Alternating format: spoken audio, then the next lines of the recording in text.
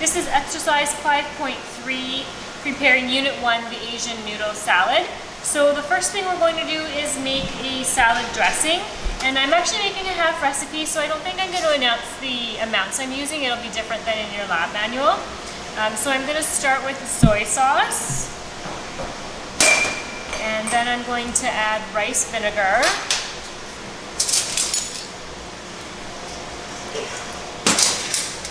And then sesame oil.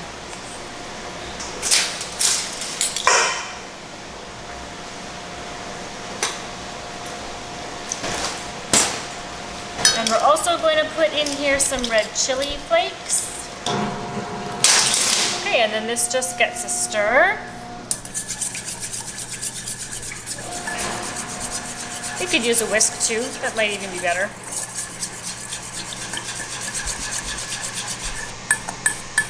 Okay, and that's all we need to do for the salad dressing. Next thing I'm going to do is cook the rice noodles, and so we'll do that over on the stove. Okay, so let's cook the rice vermicelli. These don't need very much cooking time at all because the noodles are so thin. So it really only needs about 3 minutes in the boiling water. I'm just going to give it a bit of a stir so they don't stick together.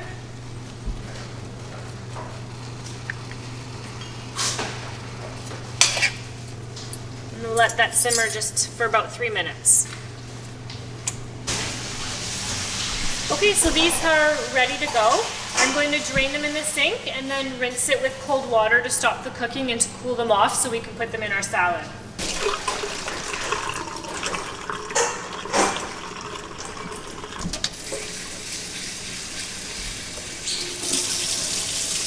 Okay, I'm just going to drain as much of the water as I can so that we don't have a really wet, liquidy salad. Okay, I'm just going to add the garlic and the ginger to this dressing. I missed that in the previous step.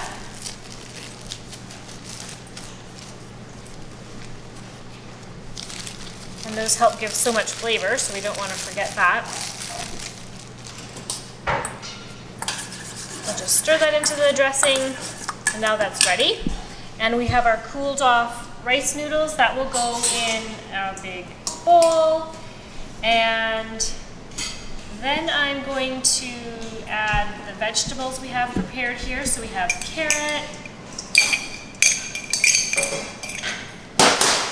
and radish. And we have some thinly sliced green onion.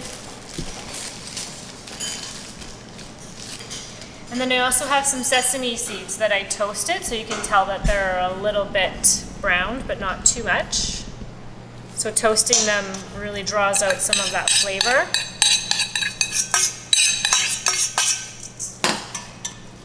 Okay, and then we'll just add the dressing.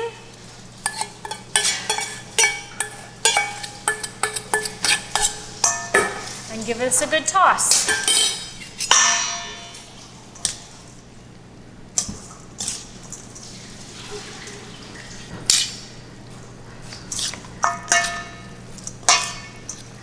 Okay, and our Asian noodle salad is ready. Okay, this is exercise 5.3, Unit 2, which is making polenta, which is kind of a savory cornmeal porridge, I should say. So our first step is adding some chicken broth to a pot, which we're then going to boil. So we're going to let that sit for a second, and we're going to mix our cornmeal with a bit of salt,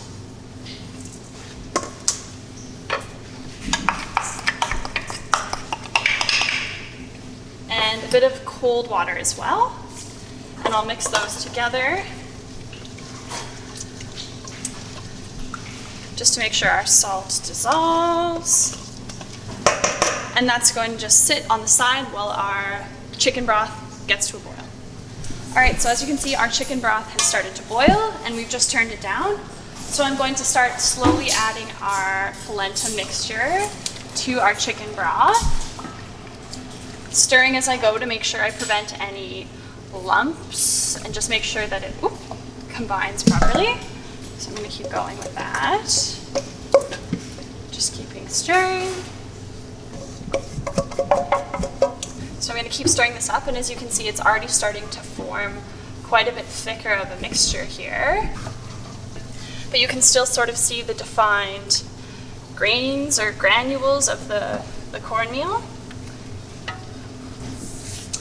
So once this is fully mixed, what I'm going to do is keep stirring because we don't want it to get lumpy or stuck to the bottom or anything like that, as well as make sure it comes back up to a boil. So I'm going to turn the temperature up just a little bit there to make sure it does that.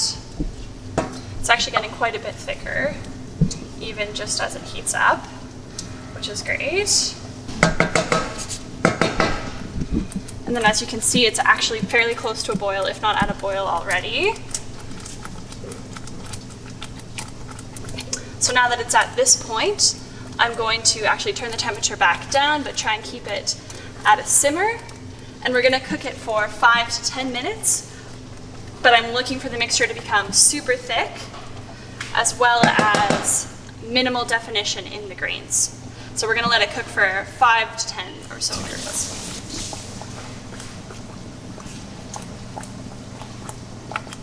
All right, so our polenta has actually cooked for 5 minutes, and as you can see, it's quite a bit thicker, quite a bit more solid, and a little bit sticky to the bottom, so those are all good signs. So I'm going to turn it off and take it off the heat and bring it over to my pan.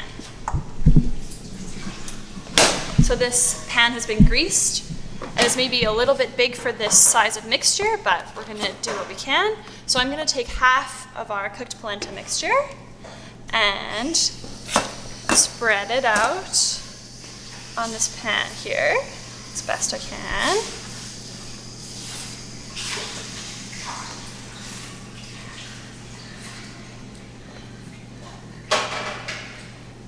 Okay, we'll do that. And to that I'm gonna add our Parmesan cheese, and I'm just gonna sprinkle that on this first layer, as well as adding a little bit of extra butter, because why not? It'll make it very luxurious and rich. And we'll just sprinkle it in little knobs so that it melts nicely. And while we let the polenta cook, we actually started our oven preheating at 350 degrees, so that's all ready to go as soon as we've assembled our polenta here. All right, so once that's done, I'm going to add the remaining polenta back on top, trying to not disturb our nice inner layer there, but we'll just see what we can do. Now for this demo, we only cooked half of the recipe in your lab manual, which is why it looks a little bit small.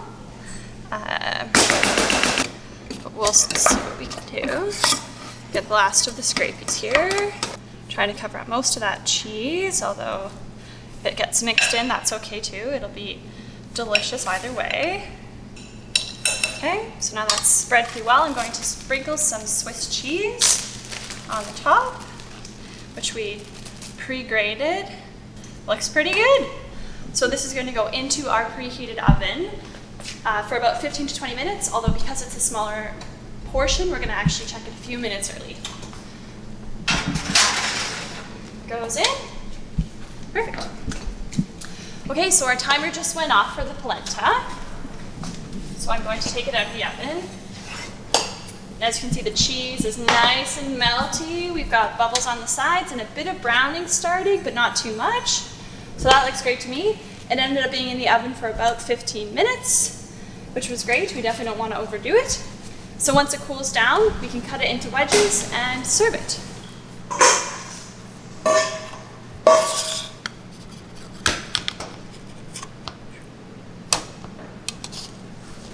All right, so this is exercise 5.3, unit 3. So this is our Greek style couscous salad. Couscous is really interesting. It's made of similar ingredients to pasta, but it's a much quicker cooking version. So I have my couscous here all ready to go. I'm going to put it into a bowl, not into a pot, and I'm going to add boiling water to it. And I'm going to mix it up. Just like that, it's already starting to fluff and thicken a little bit. So once it's all mixed up, I'm actually just going to cover it and let it sit for the next 10 minutes. So our couscous is almost ready to go. So before we open it up, I'm going to make our dressing. So just in this measuring cup here, I'm going to add some 1 tablespoon of oil.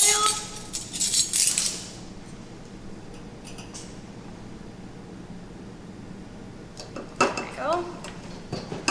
And then our measured out lemon juice already, as well as some oregano.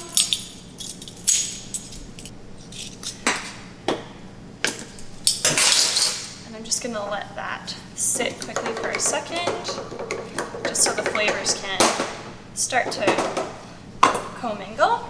So I'm gonna open up our couscous now. And as you can see, it's much more expanded, which is great. I'm just gonna fluff it up. And as you can see, it's still separating into its individual grains, which is good. That means it's not overcooked. And I'm just gonna break it down so it's a little bit more mixable.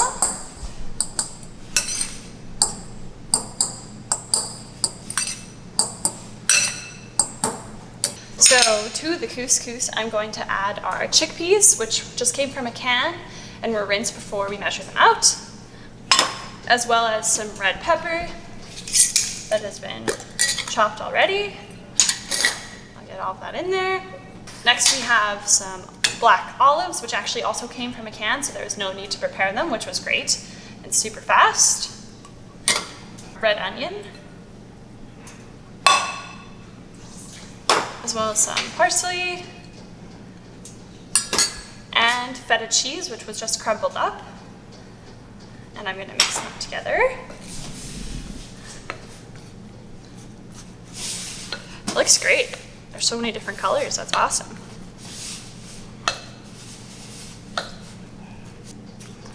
Okay, and when that's pretty well mixed, I'm going to add our dressing, which has a little bit of a chance to sit before I added it. Make sure to get all that oregano in there, as well as just some black pepper on the top. And then maybe just a little bit of salt because the olives are a little bit salty. And I'll mix that up.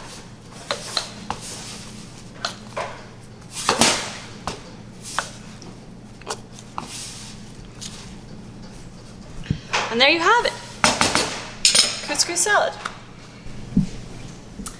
All right, so this is exercise 5.3, unit 4, which is our tabbouleh salad. So this salad has a base of bulgur wheat, which is going to be similar to our couscous salad actually, but bulgur is a lot more of a whole grain compared to couscous. So we're going to take our bulgur wheat, which we didn't soak overnight, but you can always do that as well. So we're going to take that, put it into a bowl, and we're going to add 1 cup of boiling water to the bulgur.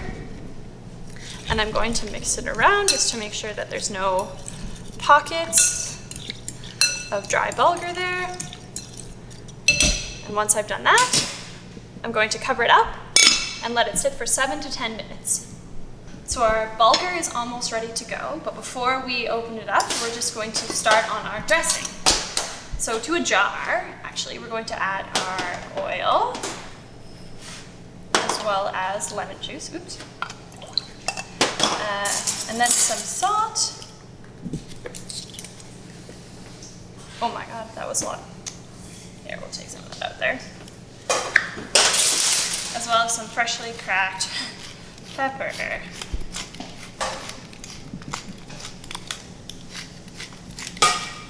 This recipe may seem a bit strange as it requires a lot of parsley, much more parsley than you think, but that's how it works. That's what makes it unique, I guess. So to our jar, we've added all our ingredients, so we're just going to shake it up to mix them together. And this is actually a great method to make any salad dressing. And then you can also store it in the fridge if you have extra afterwards. So that's awesome. I'm just going to move these out of the way. So let's take a look at our bulgur there, which as you can see is definitely absorbed some of our boiling water, which is great. It feels quite a bit softer, but there is water remaining and that's normal. So unlike our couscous, you actually do need to drain your bulgur. So I'm going to just grab a strainer and I'll Quickly run it through our strainer here, because we don't really want a watery salad.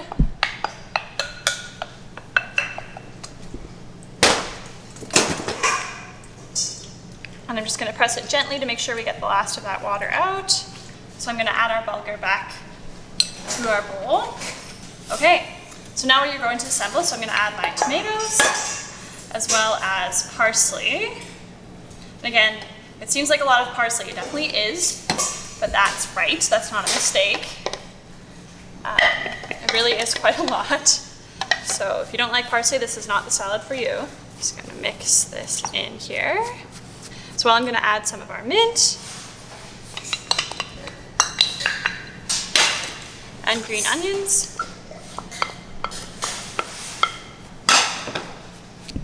And we do have a few final ingredients. So our dressing, I'll add that first. And we also have 2 extra ingredients, and those are chickpeas and feta. And those don't necessarily make it an authentic tabbouleh. However, we're adding them anyways because they make it definitely a more complete dish, which is fun. Just gonna get the last of the feta in there. This is rather full for this bowl, but we'll do our best to mix it all together.